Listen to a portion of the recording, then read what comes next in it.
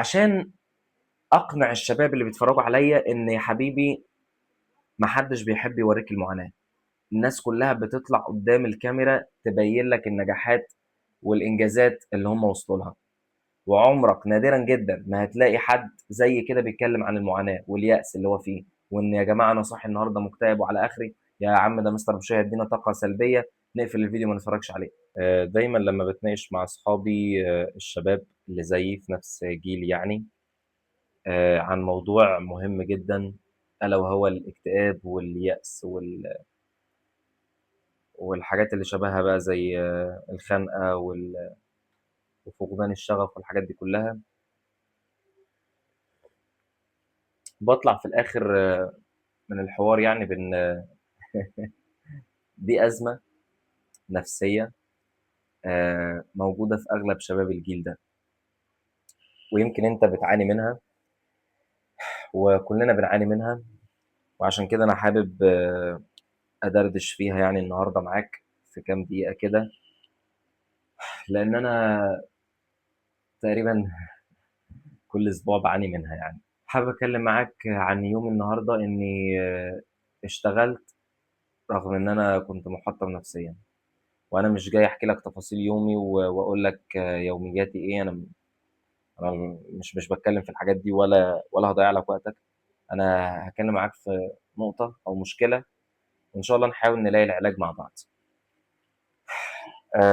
الحقيقة مش النهارده، هو كان من كام يوم وكنت عايز أعمل فيديو من كام يوم عشان تشوف ريأكشنات وشّي وأنا مخنوق وعلى آخري، ولكن يعني نمت كده واستريحت، كلت لقمة ونمت وهديت يعني.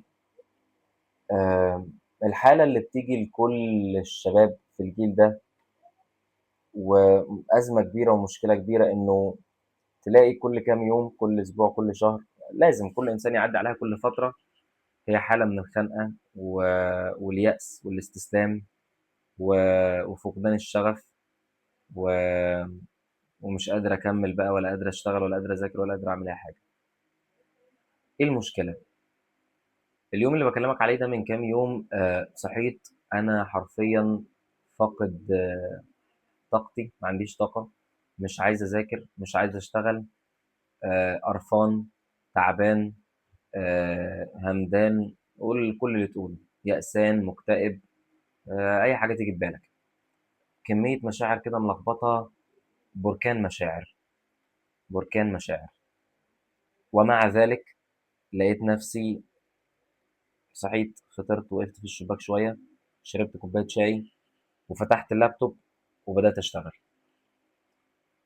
مش عشان أنا عندي حماس ولا عشان أنا عندي طاقة، أنا كنت خلصان، وكان أبسط حاجة ممكن أعملها يا إما أنام يا إما أفضل قاعد كده باضيّع وقتي على السوشيال ميديا، لكن أنا اشتغلت وأنتجت، عملت إنتاج وذاكرت شوية خلال اليوم، حتى لو شغلي ودراستي ومذاكرتي صفصفوا على 3، 4، 5، 6 ساعات من اليوم اللي المفروض أكون باشتغل فيه بال10 ساعات وال12 ساعة، أنا مبسوط. بس إيه السر؟ إيه اللي خلّاني رغم كل المشاعر اللي كانت جوايا دي في اليوم ده، إن أنا أقوم وأفتح اللاب وأشتغل؟ عشان أنا اتعلمت حاجة بسيطة، إن أنا ما اربطش شغلي بمزاجي، إن أنا ما اربطش مذاكرتي بمزاجي، إن أنا ما اربطش إنتاجي وإن أنا أكون شخص بينتج وبيطلّع شغل وبيشتغل بيجيب فلوس بمزاجي، لإن من الآخر كده مزاجك هيضيّعك، لو أنت شخص مزاجنجي أنت هتضيع. زمان كنت باسمع فيديوهات يوتيوب وباقرا كُتب إنه لازم عشان أبدأ شغل كده وأروح الشغل وأقعد على المكتب وأبدأ أشتغل وأعمل شغل إن أنا أكون باحب الشغل، إن أنا يكون عندي حماس، إن أنا أكون صاحي في اليوم عملت حاجة كده أول يوم حلوة زي إن أنا صلّيت، زي إن أنا قعدت مع عيلتي كده عشان آخُد power كده لليوم، زي إن أنا أكون عندي شغف بقى، زي إن أنا أكون عندي طاقة بقى ونايم كويس ومش عارف إيه، كل الكلام ده اتبخّر مع الأيام اللي عدّت عليّا منها اليوم اللي أنا باحكي لك عليه، اللي كنت صاحي مش طايق حتى الحياة ونِفسي أموت ونِفسي أنام ما أصحاش. ومن وقتها بطلت أربط إن الmood لازم يكون كويس عشان أشتغل وأنتج وأعمل شغل أو عشان أعيش، واكتشفت إن الناس الناجحة في الدنيا مش شرط الأغنيا، أي إنسان ناجح في الدنيا وبيعمل شغل وبيعمل تأثير وبيقدم خدمات أو شغل كويس، هم ناس مش شغالين بمزاجهم، هم ناس طالع عينيهم، مضغوطين زينا إحنا الشباب الصغير، بيعدوا بأزمات صعبة سواء جسدية أو نفسية أو مادية.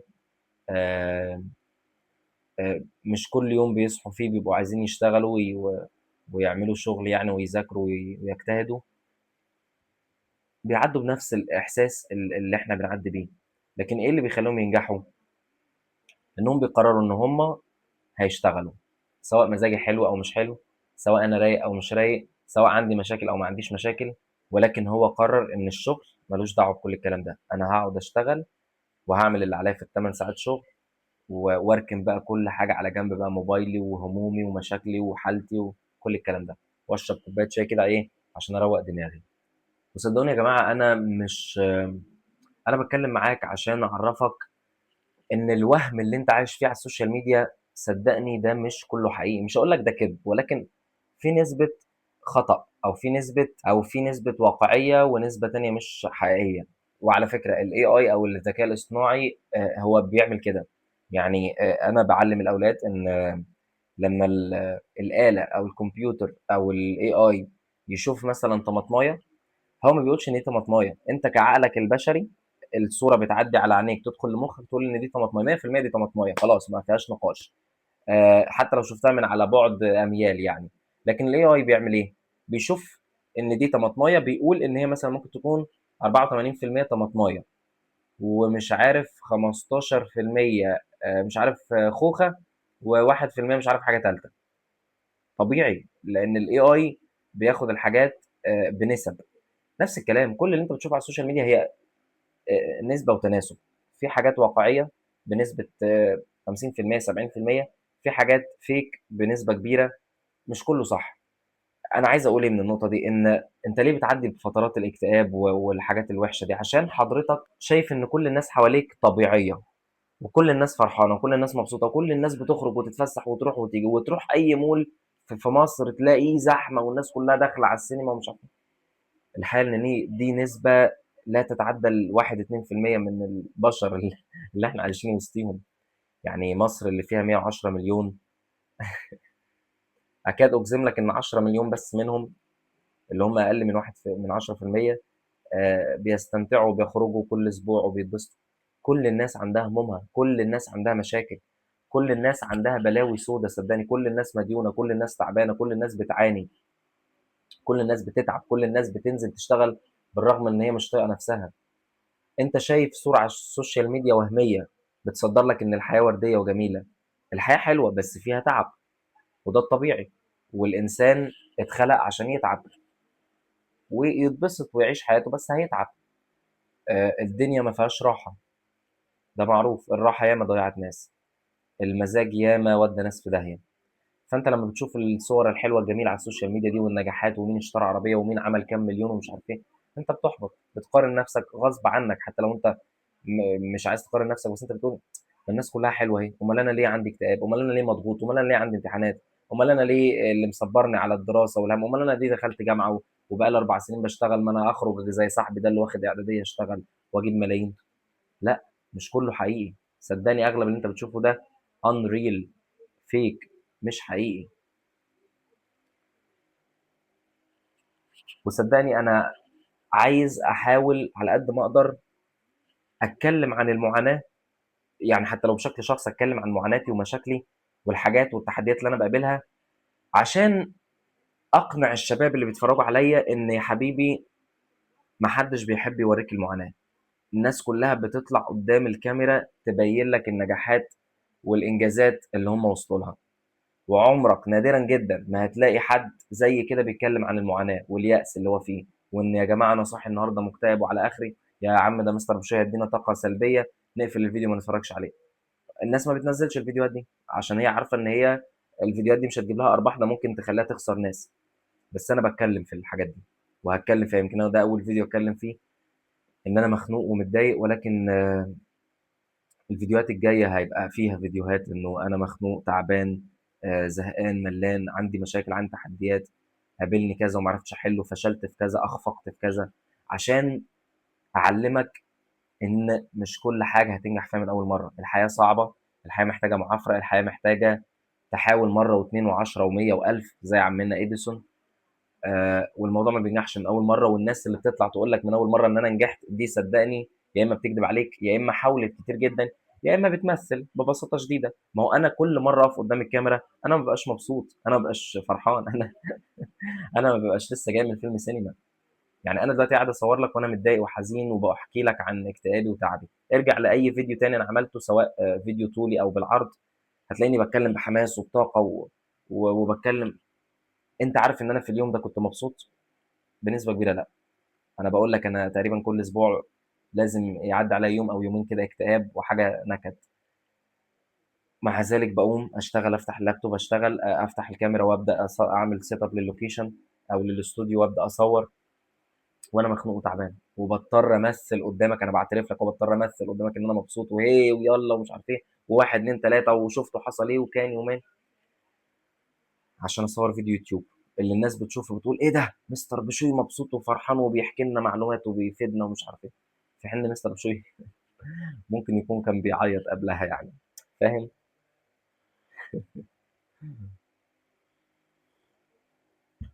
فالناس ما بتحبّش تورّي لك الجانب السيء والمظلم من حياتها. ولكن أنا أصرّيت إن أنا أطلع في فيديو زي ده، أحكي لك عنّه وإن أنا تعبان ويأسان ومش قادر أكمّل، وهاقول لك العلاج. مش هاسيبك، مش هادّيك طاقة سلبية كده واسيبك تحتاس يعني وتاخد الطاقة السلبية وتتسد نِفْسك عن الحياة بعد ما تقفل الفيديو. هاحكي لك عن العلاج، ما هو أكيد أنا مش هاطلع أتكلّم وأنا ميّت 100% وأنا مستسلم 100%، ما كنتش طلعت أصلًا ولا عملت الكاميرا وضبّطتها وحطيتها على الtripod وبدأت أتكلّم. آآ لكن أنا أكيد تغلبت عن المشكلة دي وباتغلب عليها كل ما تيجي لي، فأنا جاي أقدم لك حل يعني عشان ما احبطكش بس يعني، لكن أعرّفك المشكلة فين وعلاجها فين. بُص يا سيدي، ودي عقدة للأسف زرعتها فيّا البرمجة أو علوم الحاسب أو الكلية، إن أنا أفصل ده عن ده. أنا باقول لك ليه عقدة عشان هي عاملة لي مشاكل في حياتي، لكن هي فادتني جدًا. ومن أكتر المميزات اللي أنا طلعت بيها من الكلية بتاعتي والبرمجة والضغوطات اللي أنا كنت فيها والدراسات اللي أنا درستها، آه، هي إن أنا أعرف أفكر بعقلي ودايما ما أحكمش مشاعري. يعني أفصل بين العقل والقلب، أفصل بين التفكير والمنطق والمشاعر. ودي حاجة حلوة فادتني كتير جدا ودي حاجة عظيمة. البرمجة عملتها فيا وغيرت في شخصيتي كتير. فحضرتك لو ربطت الدراسة أو الشغل بمزاجك فأنت حرفيا سلمت مستقبلك لمشاعرك. لو ربطت مستقبلك وشغلك ودراستك ومجهودك وحياتك كلها بمشاعرك فأنت ضعت، لأن المشاعر ups and downs، بتطلع وتنزل، مرة فوق ومرة تحت، مرة ليك ومرة عليك. لكن أهدافك، طموحاتك، نجاحاتك، إنجازاتك محتاجة حاجة أكثر ثباتا من مشاعرك المتقلبة، ألا وهي الانضباط. لازم تتعلم تكون منضبط. الالتزام، الانضباط، والانضباط ببساطة تعريف بسيط ليه إنك تعمل اللي المفروض يتعمل حتى لو أنت مش عايز تعمله. أغلب الناس في هذه الحياة بيشتغلوا شغلانات هم مش حابينها، ومع ذلك تلاقيهم بيصحوا الصبح بدري الساعة 6 الصبح بسرعة ينزلوا شغلهم جري عشان يلحقوا المواصلات ويركبوا ويروحوا ويبتسموا في وش زمايلهم ويضحكوا ويعملوا الشغل المطلوب بأعلى كفاءة، مع إنهم متضايقين، مش حابين الشغل، مش راضيين عن المرتب، آمم، مش طايقين نفسهم، متضايقين، عندهم مشاكل في البيت وهكذا. لكن مع ذلك بيصحى الصبح، بيجتهد، بينزل يخلّص شغله ويرجع يكمّل حياته. عشان ده اسمه انضباط، إن أنا أعمل الحاجة اللي المفروض أعملها سواء شغل أو دراسة، بغض النظر حالتي المزاجية إيه. طيب، دي نقطة. نقطة تانية في العلاج إنك ما تستناش الحماس، ابدأ على قد ما تقدر. يعني أنت لو صحيت الصبح ومتضايق أو عدِّت عليك فترات أنت متضايق فيها ومش قادر تشتغل وخلاص يعني نفسك ترمي اللابتوب من الشباك أو ترمي الكتاب يعني من البلكونة، آآ اقنع نفسك، ارتاح كده واهدى واشرب كوباية شاي واقنع نفسك إن أنت هتذاكر أو هتشتغل 5 دقايق، 10 دقايق، وإن شاء الله هتدخل في مود المذاكرة أو الشغل بعد ما تبدأ على طول. وده اللي أنا عملته. كنت صاحي مش طايق نفسي، قُلت أفتح اللابتوب أشوف عليّا إيه تاسكات النهارده كنت كاتبها لنفسي من كام يوم. لقيت تاسك فتحت البرنامج بدأت أشتغل وساعة و5 دقايق جابت ساعة، جابت 2، جابت باقي اليوم. وزي ما قُلت لك ما أنتجتش حاجة واو يعني، قعدت 12 ساعة شغل، هي كانت تقريبًا 5، 6 ساعات، ولكن على الأقل عملت حاجة أحسن من ولا حاجة، فما تستناش الحماس لمّا ييجي. نقطة تانية، حُط حد أدنى للمذاكرة أو الشغل. قُل أنا هاخلّص مثلًا صفحتين في الكتاب ده، قُل مثلًا أنا هاخلّص حل امتحان معيّن في المادة الفلانية، قُل أنا هاذاكر مثلًا lecture معيّنة أو محاضرة معيّنة في النهارده. ده طبعًا أنا باتكلّم في الأيام اللي أنت مخنوق فيها وعلى آخرك، لكن الأيام العادية أنت المفروض تكون بتنتج وبتعوّض اللي فاتك في الأيام اللي أنت مخنوق فيها، لكن أنت لو صاحي ومش طايق نَفْسك ومش عايز تشتغل وتعبان وعندك مشاكل يعني نَفْسية، حاول تحُط حد أدنى بدل ما اليوم يضيع منّك إن أنت تنتج فيه أي حاجة، حاجة أحسن من ولا حاجة. أرجوك عشان ما تحسّش بالذنب وتتضايق وتجلد نَفْسك، حاول دايمًا تفصل بين مزاجك وهويتك أو شعورك وكينونتك، إن أنت شخص ناجح، أنت شخص شاطر، أنت شخص وصل للمكان اللي هو وصل فيه ده، سواء أنت في ابتدائي، إعدادي، ثانوي، جامعة، أكبر من كده، أنت عدّيت بحاجات كتير، عدّيت بمراحل كتير في الدراسة ونجحت فيها أيًا يكن تقديرك إيه، اشتغلت شغلانات مع ناس معيّنة وقدرت تجيب فلوس، عندك أصحاب، بتروح أماكن معيّنة، بتتفسّح، بتخرج، عندك عيلة بتحبك وأنت بتحبهم، معاك تليفون تقدر تدخل على الإنترنت تتعلّم أي حاجة، أنت مش شخص فاشل، أنت شخص شاطر بس بيعدّي بأزمات نفسية آآ لازم تتعلّم إن أنت تتغلّب عليها، زي ما أنا اتعلّمت كده من خلال النقط اللي أنا باقولها لك دي، وباطبّقها على نَفْسي والحمد لله بامُر بالأزمات دي اللي بتيجي لي كل فترة بامُر من خلالها بسلام يعني. فكونك حاسس بالإحباط واليأس والاستسلام لا يعني إنّك شخص فاشل إطلاقًا. حاجة أنا دايمًا بانسى أعملها ولكن هي مهمة وباعملها في أوقات كتير ولكن هي مهمة ولازم دايمًا تفتكر إن أنت تعملها، إن أنت تكافئ نَفْسك، اتعلّم تكافئ نَفْسك. تكافئ نَفْسك يعني إيه؟ جيب شوكولاتاية حطها في الفريزر وقول إن أنا لو خلصت مذاكرة الchapter ده أو الكتاب ده أو خلصت الشغل المعين ده في الكام ساعة دول أنا هاخد الشوكولاتة دي، ما خدتهاش هاسيبها لتاني يوم بقى، أو اتفق مع ماما أو أي حد أو أختك إن لو دي فضلت لآخر اليوم كليها مثلًا يعني. مثلًا أنا من الحاجات اللي أنا باكافئ نفسي بيها هي الgym. أنا مثلًا كل يوم باصحى الصبح أشتغل مثلًا 8 ساعات، 10 ساعات، 12 ساعة، وباقول إن أنا عندي حاجة معيّنة في اليوم لازم أخلّصها task أو 2 أو 3. لو خلّصتهم هانزل الgym أتمرّن التمرينة بتاعتي وأفُك عن نفسي وممكن أقعد مع أصحابي وهكذا. والحمد لله باحاول ألتزم في الشغل بإن أنا أخلّص وأذاكر اللي ورايا وأخلّص اللي ورايا عشان أنزل الgym، عشان أنا بابقى فعلًا مخنوق وباذاكر أو باشتغل غصب عني وأنا أصلًا صاحي ومش طايق نفسي، بس عشان آخُد المكافأة اللي في آخر اليوم اللي هي مثلًا الgym. فأرجوك دي حاجة مهمة لازم تتعود إن أنت تعملها في حياتك إن أنت تكافئ نفسك بعد كل حاجة تخلصها سواء مذاكرة أو شغل أو أي حاجة. وبس كده يعني دي شوية نقط حبيت إن أنا أقولها في طريقة العلاج لحاجة زي كده اللي أنا بطبقها على نفسي. ممكن نبقى نعمل فيديوهات تانية نحكي فيها أكتر بشكل منظم ونقول طرق فعلا مجربة أكتر من كده وممكن تفيدك فعلا أكتر، ولكن الكام نقطة اللي احنا قلناهم كافيين لو أنت طبقتهم إن أنت تقدر تشتغل، مش تحسّن مودك ولا تحسّن مزاجك، لكن تقدر تشتغل بالرغم من كل المشاكل اللي عندك، بالرغم من مزاجك اللي مش رايق، بالرغم من كل الإحباطات والمشاكل اللي أنت بتمُر بيها. وفي الآخر حابب أقول لك في آخر الفيديو إن أنا فخور بنَفْسي مش عشان أنا اشتغلت، ولكن عشان اشتغلت وأنا أصلًا مخنوق ومش طايق نَفْسي، عشان فتحت الكاميرا وبدأت أسجّل وأكلّمك وأنا أصلًا نِفْسي أرمي التليفون وهكذا، فاهمني؟ وأحب أقول لك إن الأيام السهلة أي إنسان يقدر ينجز فيها، الأيام السهلة اللي بنصحى رايقين وفايقين ومبسوطين ونِفْسنا نكسّر الدنيا، هتكسّر الدنيا وهتنجز إنجازات كبيرة، لكن الفرق الحقيقي بيبان لمّا تمُر بأيام صعبة زي اللي أنت بتحس فيها بالاكتئاب واليأس وكده، وتقدر تتخطاها بإن أنت تعمل فيها إنجاز.